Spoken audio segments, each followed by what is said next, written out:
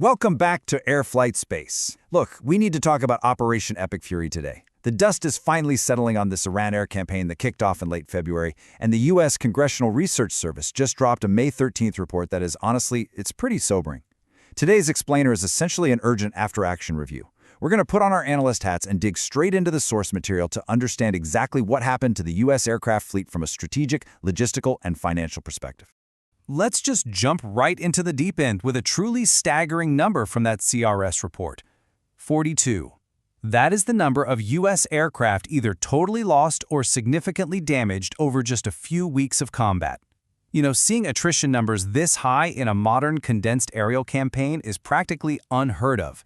It really forces us to ask some hard questions about survivability in heavily contested airspace.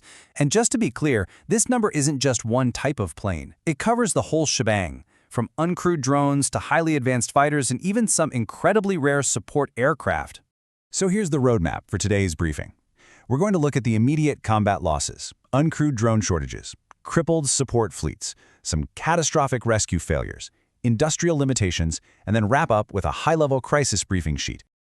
All right, let's get into Section 1, Operation Epic Fury, combat losses, looking at the tactical hits and our technological vulnerabilities. The frontline losses here really paint a picture of just how chaotic this got. For starters, we had a highly advanced F-35A damaged by what unverified reports are calling a loitering thermal munition. Luckily, the pilot managed to land in friendly territory, but man, that is a close call. We also lost 4 F-15E Strike Eagles overall. And here's where it gets incredibly complicated from a diplomatic standpoint. 3 of those F-15Es were tragically lost to Kuwaiti ground-based air defenses early on in the war.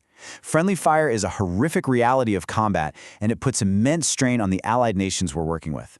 Oh, and the Navy also lost an MQ-4C reconnaissance drone, though that was to a mishap, not enemy action. Moving right along to Section 2, uncrewed attrition and drone shortages. We've got a serious Reaper crisis on our hands. Okay, the crucial number here is 24. Exactly 24 MQ-9 Reapers were shot down in just 6 weeks of high-risk operations. Now, it makes sense, right? Because there's no human pilot on board. Commanders are way more willing to send these remotely piloted aircraft straight into the teeth of heavily defended airspace. But treating these advanced systems like they're just expendable, well, as we're about to see, we've hit a massive logistical wall. Just look at the glaring limitations of our industrial base right here. On the left, you've got those 24 destroyed drones. On the right, a warehouse supply of fewer than 10 available replacements. Yep, less than 10. General Atomics, the manufacturer, says they basically only have enough parts to build about 5 brand new Reapers, plus a few company-owned ones they can scrape together. So we are looking at a stark, glaring inability to replace what's actually being blown up on the battlefield. So how in the world do we get here? Well, listen to this quote from C. Mark Brinkley, the Senior Comms Director for General Atomics. When talking about the Pentagon's decision to shut down the MQ-9A production line in 2025 because of a lack of new Air Force orders, he's incredibly blunt. He just says, "We argued against that and lost." I mean, talk about severe friction between peacetime procurement choices and wartime reality, right? The production line is closed, so our options for replacing these lost aircraft extremely limited. Now let's look at Section 3, crippled refueling and support fleets, basically losing the backbone of the Air Force. These losses are absolutely devastating because these aren't just fighters. These are the platforms that keep everything else in the air. We had one irreplaceable E-3 AWACS completely destroyed on the ground by an Iranian strike, and there is no immediate successor for it.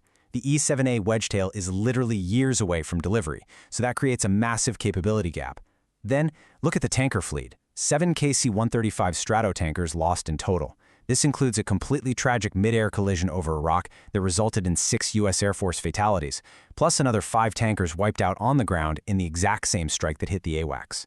You know, when you lose the aircraft that fuel the fighters, you are fundamentally crippling the reach and survivability of your entire fleet. And the fallout from that is this unexpected, incredibly costly logistical nightmare. To cope with losing so many tankers, the Air Force has actually resorted to pulling mothballed, retired KC-135s straight out of the famous Boneyard at Davis-Monthan. They're shipping them over to the depot at Tinker Air Force Base, desperately trying to restore these decades-old stored aircraft back to active flight status. It's an absolute scramble to plug a critical hole. Let's turn to Section 4, friendly fire and rescue failures. This is the domino effect in action. This sequence right here maps out the cascading, disastrous failures of a single combat search and rescue attempt inside Iran. It starts with Step 1. An F-15E goes down in enemy territory. Step 2. U.S. Commando Rescue Forces immediately deploy to get the ejected officer. But Step 3 is where it all goes wrong. 2 MC-130J Special Operations transports get bogged down in soft sand. To keep them from falling into enemy hands, U.S. officials had to intentionally obliterate them. Step 4 is wild. The official report kind of glosses over this, but Iranian state media footage actually showed that multiple specialized M/AH-6 Littlebird helicopters were abandoned inside that wreckage. And then Step 5. During this whole multi-day recovery effort, an A-10C attack jet gets catastrophically damaged, forcing the pilot to eject over friendly airspace.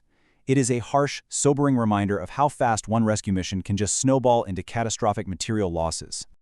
Moving on to Section 5, Industrial Limitations and Modernization Costs. Time to talk about the financial burden. We have to look at the bigger picture here, because this attrition doesn't exist in a vacuum.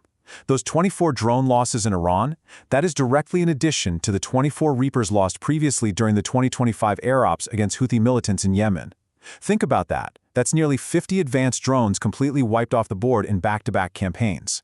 The long-term fleet modernization burden is compounding incredibly fast. And why does that matter? Well, look at this number, $56 million. At a 2021 valuation, that is the price tag for a single Reaper. Replacing these supposedly attritable uncrewed assets is going to be astronomically expensive. I mean, $56 million is only slightly less than buying a brand new manned fighter, like an F-16. The Pentagon loves to use the word attributable to mean cheap enough to lose, but honestly, it's pretty clear the Reaper just doesn't fit that definition anymore. Finally, Section 6, the Crisis Meeting Briefing Sheet. Let's look at the ultimate strategic price tag. This table basically summarizes the whole nightmare for policymakers. On the financial side, acting Pentagon Comptroller Jules W. Hurst is estimating the total cost of Operation Epic Fury at a jaw-dropping $29 billion, mostly just to replace munitions and all this lost equipment. That's going to require an immediate supplemental budget. Logistically, losing that irreplaceable E-3 AWACS and those tankers leaves us with long-term capability gaps that genuinely restrict our global reach. And diplomatically, those Kuwaiti-friendly fire incidents put a massive strain on the exact allied nations we rely on for security in the region. As the CRS report points out, these losses give us a very harsh reality check on how military equipment actually holds up against modern threats. So as we wrap up this explainer, I want you to look at the question on the screen and really think about it. Will this $29 billion price tag force a fundamental change in how we assess survivability in contested environments? Are we just relying way too heavily on expensive, hard-to-replace assets? Let me know your thoughts down in the comments. And hey, if you found this analysis helpful, please like this explainer and subscribe to Airflight Space for more deep dives into military aviation. We're going to keep tracking this story as it develops. Thanks so much for hanging out with us, and keep looking up.